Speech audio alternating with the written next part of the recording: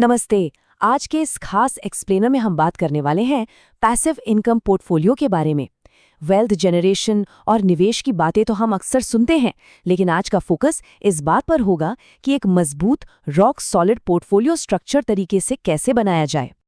आगे बढ़ने से पहले ये जानना बहुत ज़रूरी है कि आज के इस बेहतरीन एक्सप्लेनर का पूरा डिज़ाइन और फाउंडेशनल मटेरियल अद्वैत देशपांडे जी ने तैयार किया है।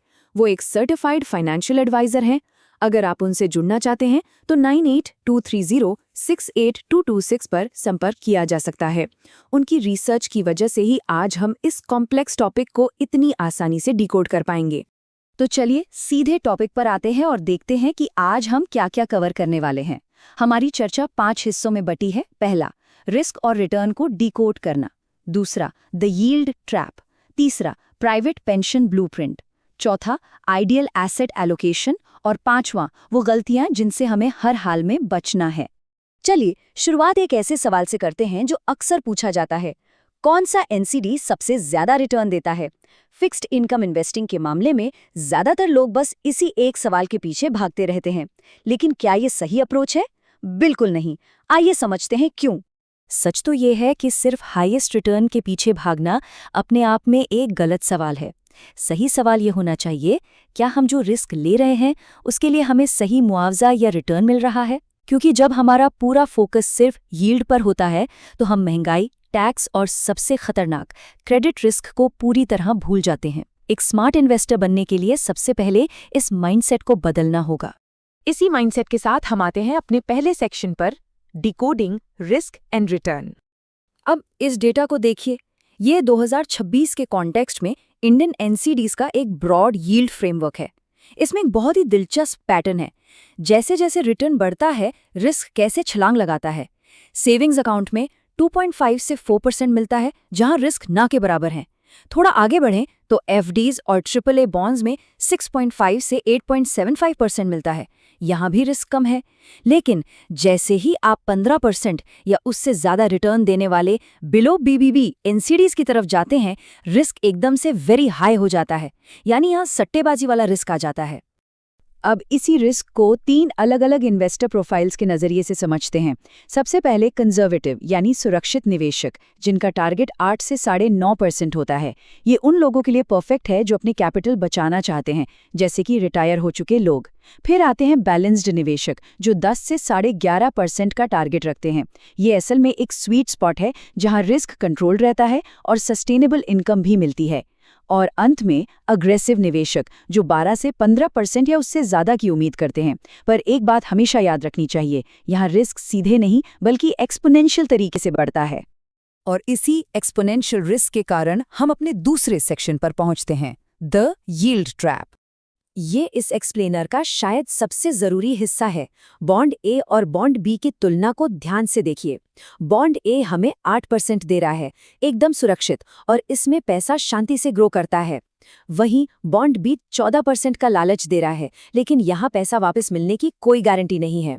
एक बात हमेशा गांठ बांध लेनी चाहिए, सिर्फ एक सिंगल डिफॉल्ट आपके सालों के कमाए हुए ब्याज को एक झटके में जीरो कर सकता है। ज्यादा रिटर्न कमाने से कहीं ज्यादा जरूरी है मार्केट में सर्वाइव करना। तो इस खतरे को समझने के बाद चलिए तीसरे सेक्शन की तरफ बढ़ते हैं, द प्राइवेट पेंशन ब्लूप्रिंट। आखिर ये पैसिव इनकम पोर्टफोलियो है क्या? आसान भाषा में कहें तो ये एक ऐसा स्ट्रक्चर्ड इन्वेस्टमेंट सिस्टम है जो आपकी अपनी प्राइवेट पेंशन की तरह काम करता है। इसका मकसद सिर्फ रिटर्न चार्ट्स में टॉप करना नहीं है।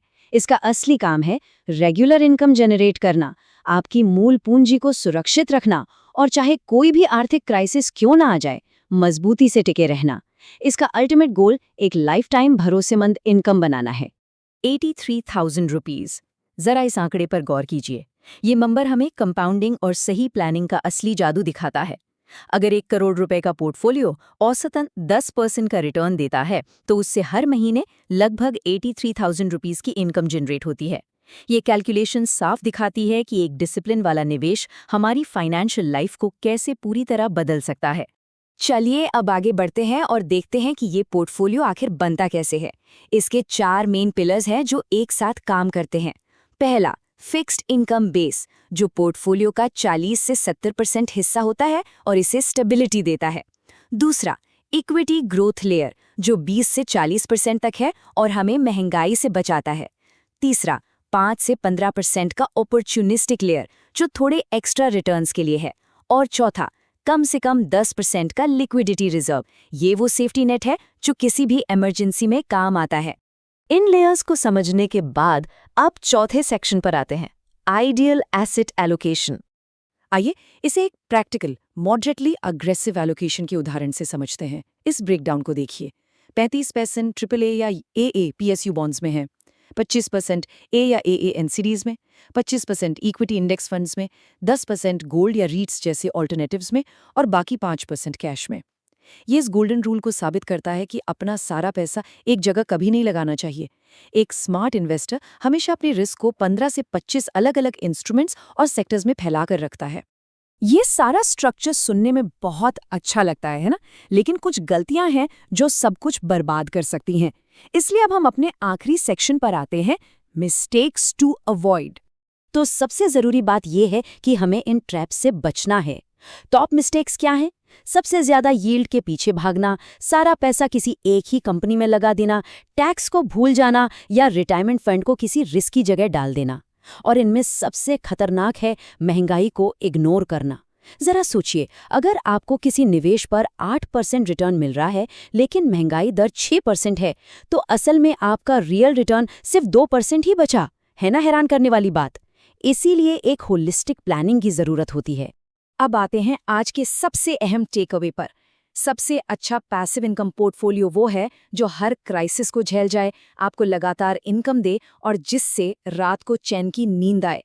हमेशा याद रखिए, एक सही और समझदार इन्वेस्टर की असली पहचान ये नहीं है कि वो कितना ज्यादा रिस्क लेता है, बल्कि ये है कि वो 9 से 12% का एक सस्टेनेबल और कंसिस्टेंट रिटर्न कैसे मेंटेन करता है।